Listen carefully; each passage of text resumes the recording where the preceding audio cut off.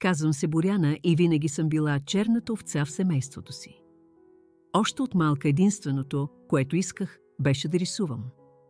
Прекарвах часове в създаване на герои в скицника си, супергерои, животни, магически същества, каквото се сетите. След гимназията, докато всички се отправяха към университета, аз направих това, което семейството ми нарече най-голямата грешка в живота ми. Вместо в университет, се записах на курсове по 3D моделиране. Все още си спомням лицето на майка ми, когато и казах. Тя просто стоеше в кухнята ни, с кухненска кърпа в ръка и ме гледаше, сякаш съм си изгубила ума. Какво искаш да кажеш с това, че няма да учиш в университет? Попита тя, а гласът ти се повиши. Сестра ти Йоана отиде в университет. Сега има истинска кариера. Да, Йоана. Моята перфектна по-голяма сестра, която правеше всичко както трябва според нашите родители.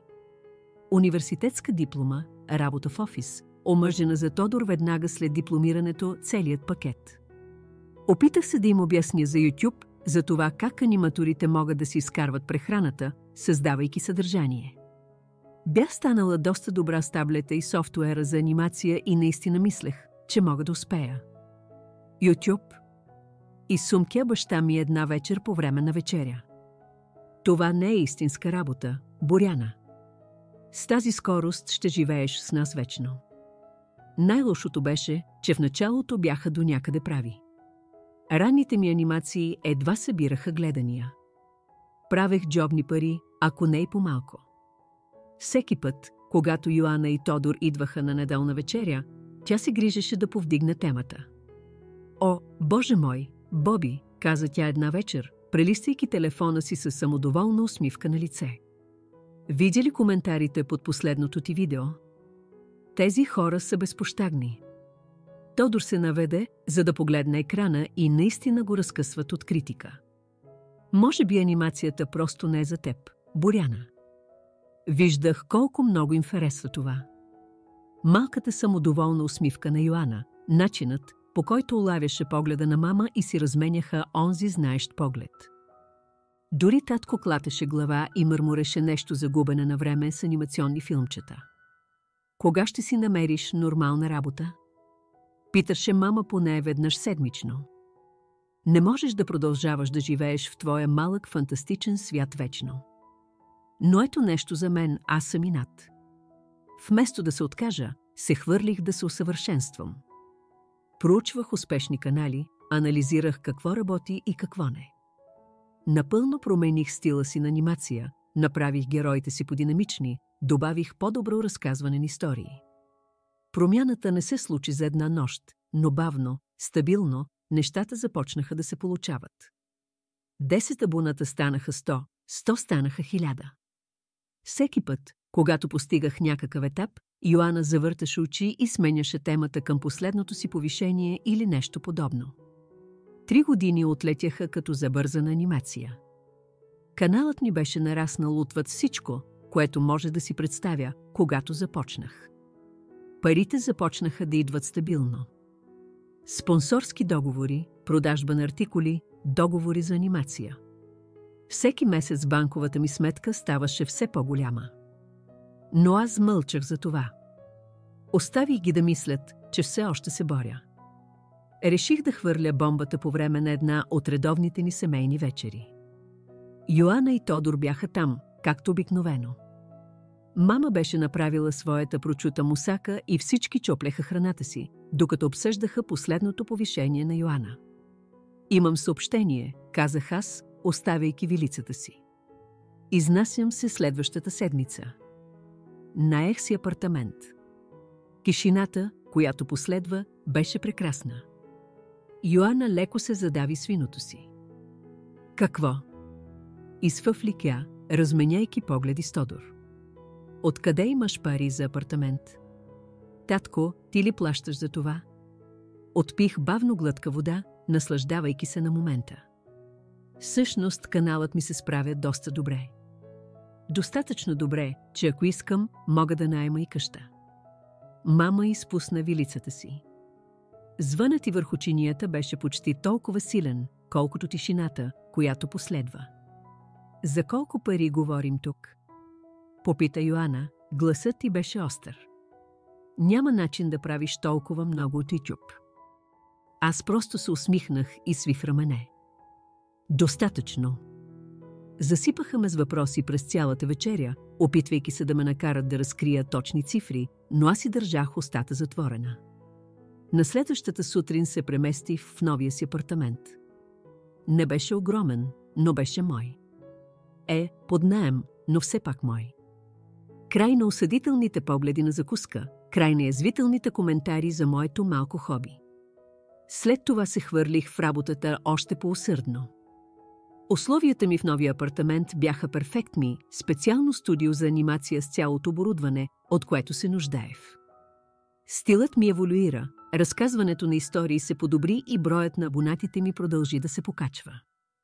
Парите продължаваха да текат и за първи път в живота си можех да пазарувам, където си поискам.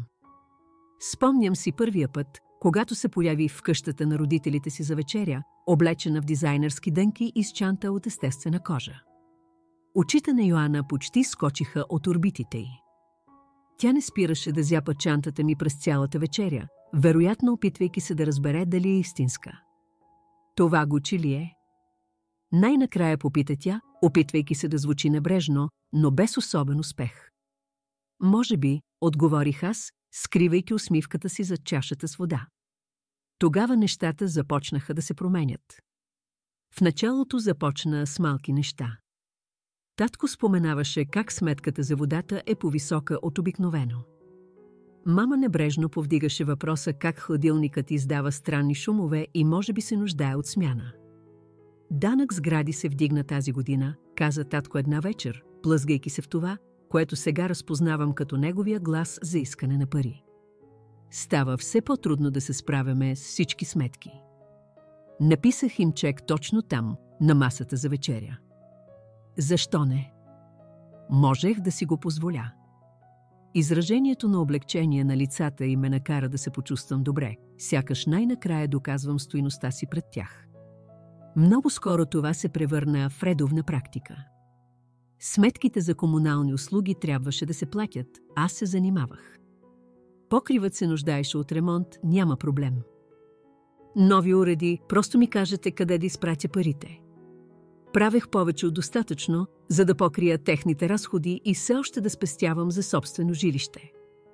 Животът има забавен начин да обръща сценария на хората.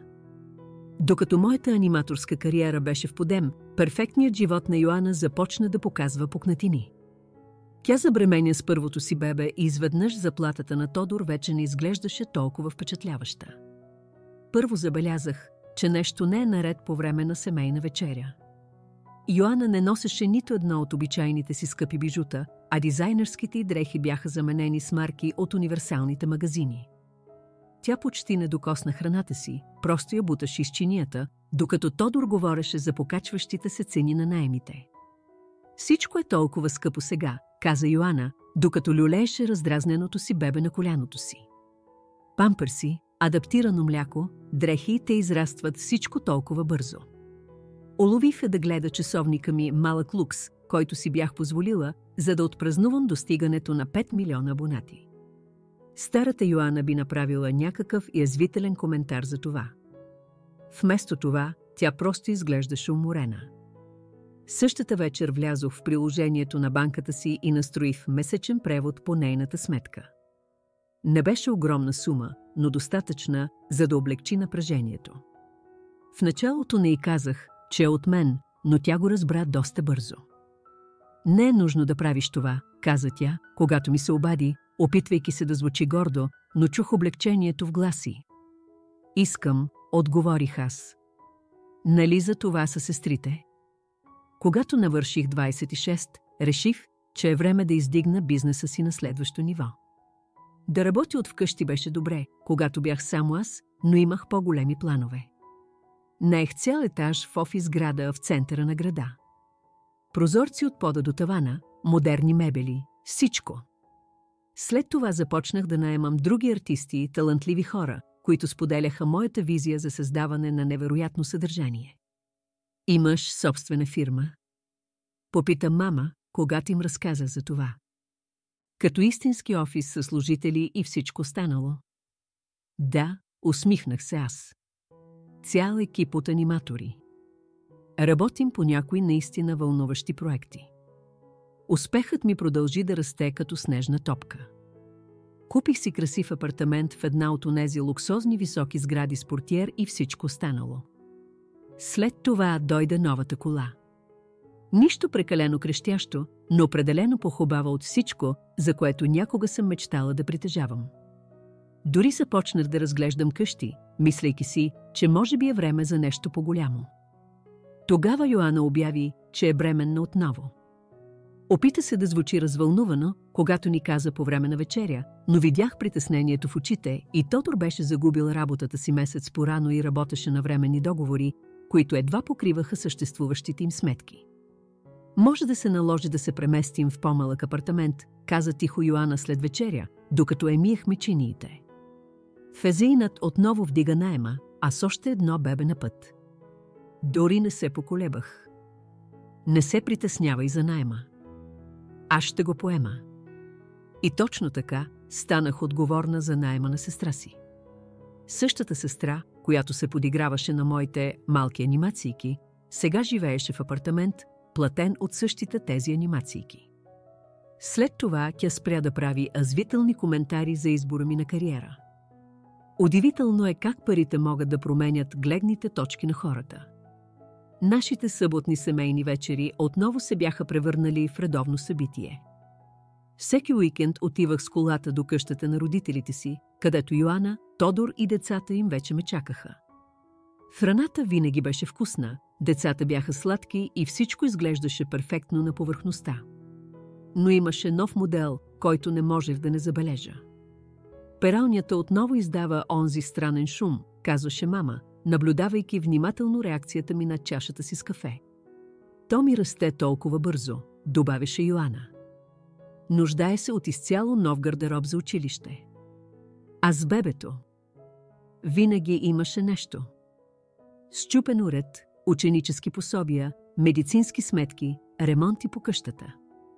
Намеците вече дори не бяха фини. Данъците върху имота отново се повишиха, спомена татко една събота, ровейки свилица в картофеното си бюре. А покривът наистина се нуждае от ремонт преди зимата. Винаги казвах да. Защо да не го правя? Само последната ми сделка за мерчендайзинг можеше да покрие разходите им за цяла година. Освен това, беше хубаво да мога да помогна, да видя облегчението им, когато напишех поредния чек или направя поредния превод. Една вечер, докато ги гледах всички около масата за вечеря, мама сервираше десерт, татко разказваше един от старите си вицове, децата на Йоана правеха бъркотия със сладоледа си, ми хрумна идея. Какво ще кажете за семейна ваканция? Предложих аз. 2 седмици на Хаваите. Трябваше да видите лицата им. Мама всъщност изпусна лъжицата за сервиране. Хаваите, прошепна Йоана, сякаше страхуваше, че ако го каже твърде силно, предложението ще изчезне. Сериозно ли говориш? Напълно сериозно. Всички разходи са платени.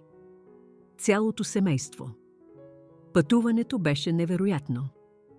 Да видя родителите си да изживеят първата си истинска луксозна ваканция, да гледам как децата на Йоана строят първия си пясъчен замък, дори Тодор изглеждаше отпуснат за първи път от години. Мама плака, когато трябваше да си тръгваме. Но аз бях подготвила още по-голяма изненада. Предстоеше 35-та годишнина от сватбата на мама и татко и исках да направя нещо специално. Те караха същия стар миниван повече от десетилетие и той определено показваше възрастта си. Вложих всичко в партито за годишнината, кетеринг от любимия им ресторант, нови дрехи и за двамата, декорации, всичко. Къщата беше пълна с роднини и стари приятели, всички празнуваха техния юбилей. Когато дойде време за подаръци, им подадох малка кутийка с панделка. Мама отвори, видя ключовете за колата и за момент изглеждаше объркана. Какво е това? Попита тя. Погледнете през прозореца, казах им аз. Ето го, паркиран на алеята чисто нов джип с голяма червена панделка отгоре. не най-скъпата кола, но перфектна за тях. Безопасна, удобна, с много място за покупки и внуци. Прегърнаха ме толкова силно, че малко ме заболя. Толкова се гордеем с теб, прошепна мама в ухото ми. Толкова се гордеем. Поглеждайки назад сега, трябваше да забележа нещо нередно в израженията им, когато казаха това. Но в онзи момент бях твърде щастлива, твърде доволна, че мога да се отплатя на семейството си, твърде сляпа, за да видя какво всъщност се случва. Беше спокойна съботна сутрин, 2 седмици след празненството за годишнината. Мама и татко бяха отишли на пазар с новата си кола, развълнувани да я покарат. Аз останах в къщата, искайки малко спокойно време в дома от детството ми. Отидох в кабинета на татко, където прекарвах часове, пишейки домашни на голямото му дъбово бюро. Мама говореше за организиране на всички стари семейни снимки и документи, натрупани въгъла, и реших да помогна, докато имах малко свободно време. Беше като пътуване назад в спомените. Бележници от началното училище, писмата за приемане в университета на Йоана, стари снимки от семейни ваканции, картички за рождени дни, които бяхме правили като деца. Усмихнах се на една особено ужасна рисунка, която бях направила на семейството ни, когато бях на 4 фигурки от пръчици с диво непропорционални глави. Тогава забелязах плика от жълта хартия. Той се открояваше сред пожълтелите хартии и износените фотоалбуми, свеж, нов, с официален вид. Не беше износен като другите документи. Хартията все още беше твърда, ръбовете остри. Не трябваше да го отварям. Но го направих. Вътре имаше правен документ, датиран само дни след партито за годишнината. Заглавието гласеше «Завещание». Ръката ми започна да трепери, докато го четях. Юридическият жаргон се разниваше пред очите ми, докато не намерих важната част – цялото имущество и собственост да бъдат прехвърлени на дъщеря ни Йоана Мартин. Прочетох го отново. Моето име го нямаше. Никъде. Всичко къщата, за която помагах да се плаща, колата, която току-що им бях подарила, всичко отиваше при Йоана. Хартията трепереше в ръцете ми. Почувствах се зле. Не ставаше въпрос за парите или имота, Бог ми свидетел, че имах достатъчно свой. Ставаше въпрос за това какво означаваше. Всички онези усмивки, прегръдки, думите «Толкова се гордеем с теб», всичко ли било просто игра? Времето сякаш спря, докато не го чух. Звукът от затръшващи се врати на кола, последван от гласове и стъпки, приближаващи къщата. Входната врата се отвори и чух мама да се смее на нещо. «Боряна!» извика тя. Върнахме се. «Къде си?» Станах бавно, все още държейки плика, и отидох в хола. Те носеха пазарски чанти и двамата усмихнати и бъбрещи за пътуването си. Докато не ме видяха. Докато не видяха какво държа. Чантите паднаха на пода. Лицето на мама стана бяло като платно. Татко изглеждаше сякаш е видял призрак. Би ли искал някой да обясни това? Попитах аз. Гласът ни беше изненадващо стабилен въпреки бурята, бушуваща вътре в мен. Вдигнах плика, наблюдавайки лицата им. Мама се съвзе първа. А ние щяхме да ти кажем. Кога? Попитах аз. Преди или след като прехвърлихте всичко на Йоана? Татко пристъпи напред, опитвайки се да играе миротворец. Сега, Боряна, не е това, което си мислиш. Наистина. Прекъснах го.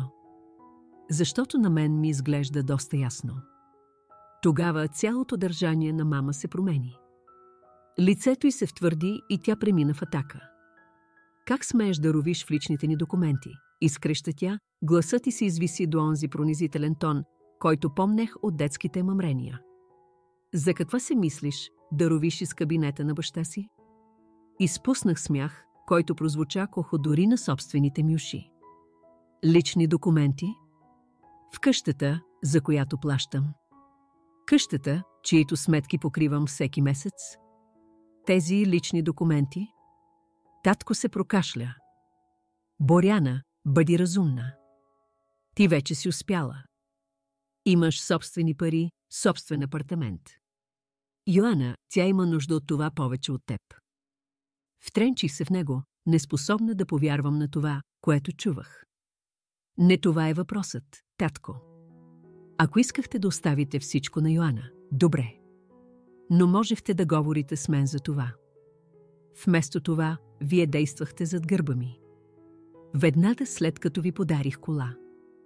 Веднага след като ми казахте колко се гордеете с мен. Не сме длъжни да ти се обясняваме. Избухна мама. Ние сме твои родители. Можем да правим каквото си искаме с нашата собственост. Вашата собственост. Повторих аз. Имота, който поддържам. Сметките, които плащам. Тази собственост. Дай ми този плик, поиска мама, протягайки ръка. И мисля, че трябва да си тръгнеш. И не се връщай, докато не се научиш на малко уважение. Сторях там за момент, гледайки тези хора, които мислех, че познавам. Майка ми, зачервена и ядосана. Баща ми, неспособен да срещне погледа ми. Поставих плика внимателно на масичката за кафе. Задръжте го, казах тихо. Задръжте всичко. Излязох без нито дума повече, качих се в колата си и се прибрах в апартамента си. Тък му излизах от горещия душ, опитвайки се да осмисля всичко, което се беше случило, когато телефонът ми звъня.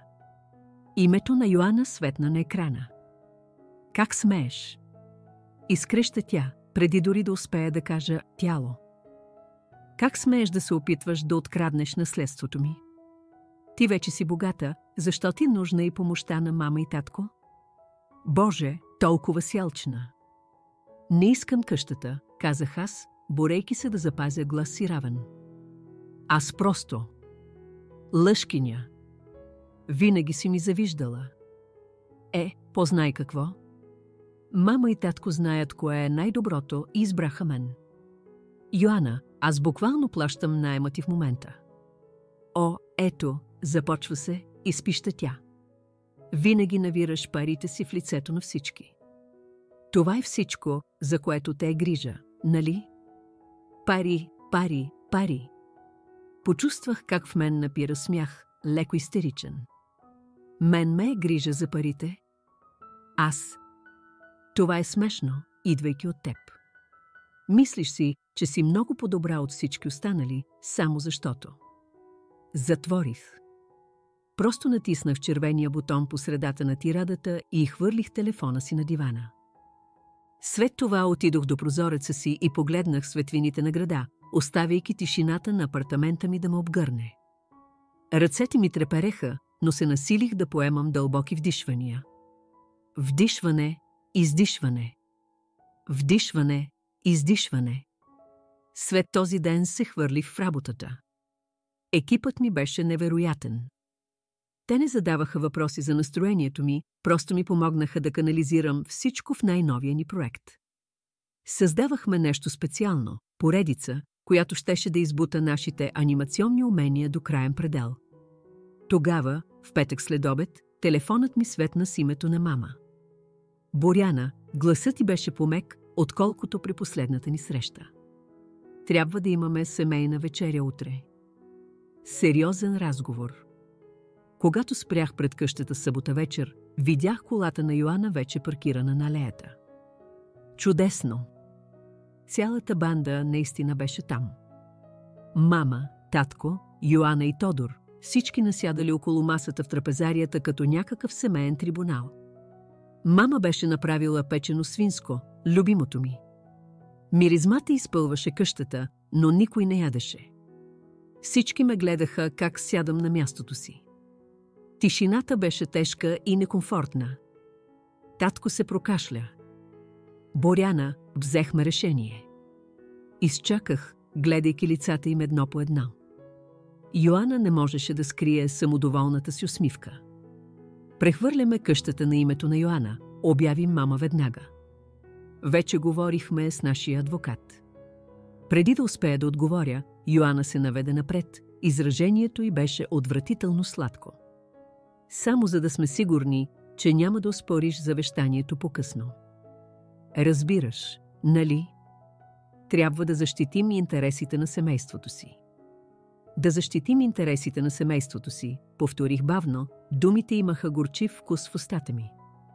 Огледах отново масата, наистина погледнах мама, която плака от радост, когато им подарих колата, татко, който ме прегърна и каза, че се гордее с мен, Йоана, която живееше в апартамент, който аз плащах, Тодор, който не можеше да осигури семейството си и ме остави да поема тежеста. И изведнъж всичко стана кристално ясно. Знаете ли какво току-що осъзнах? Казах аз, бутайки стола си назад и ставайки. През цялото това време съм била такава глупачка. Мислех, че помагам на семейството си, но аз не помагах на семейство. Аз захранвах банкомат. За какво говориш? Поиска да знае мама. Говоря за това, как всички вие ме виждате. Не като дъщеря, не като сестра, а просто като удобен източник на пари. Познайте какво? Банкоматът е затворен. Боряна, започна татко, но аз го прекъснах. От днес нататък приключив. Край на плащането на вашите сметки. Край на покриването на найма ти, Йоана. Край на подаръците. Край на преводите. Нищо. Искате да играете игрички с завещания? Добре, но ще го правите със собствените си пари. Лицето на Йоана премина от самодоволно в паникьосано за миг. Не можеш да направиш това. Гледай ме. Боряна, бъди разумна, умоляваше мама, гласът ти се повишаваше. Ние сме твоето семейство. Не, казах аз, гласът ми беше твърд. Семейството не прави това, което вие направихте. Семейството не ти се усмихва в лицето, докато ти забива нож в гърба. Семейството не взима, и взима, и взима, а после се отнася с теб по този начин. Всички започнаха да крещят едновременно. Мано плачеше, татко викаше името ми, Йоана крещеше колко съм егоистична, Тодор се опитваше да говори за децата. Гласовете им ме последваха по коридора, но аз не спрях. Не погледнах назад. Телефонът ми не спираше да вибрира дни наред след онази вечеря. Съобщения, обаждания, гласови съобщения, всички вариращи от опити за вменяване на вина до откровено враждебни. Не отговорих на нито едно от тях. Тогава мама пренесе нещата във Фейсбук. Знаех, че ще се случи. Тя винаги е била от типа, който излага семейната драма онлайн, когато не може да постигне своето лично. Никога не съм мислила, че собствената ми дъщеря ще бъде толкова егоистична, започваше публикацията и, след всичко, което сме направили за нея, тя изостави семейството си в момент на нужда. Дълг на едно дете е да помага на родителите си, но някои деца мислят само за себе си. Прочетох го с някакво отстранено забавление. Коментарите започнаха да валят веднага, но не съвсем по начина, по който мама очакваше. Това не е ли дъщерята, която плащаше всичките ви сметки? Написа една от бератовчетките ни. Чакай, тази, която ви купи нова кола за годишнината? Добави една Леля. Същата, която плати за ваканцията ви на Хаваите. Обади се някой друг.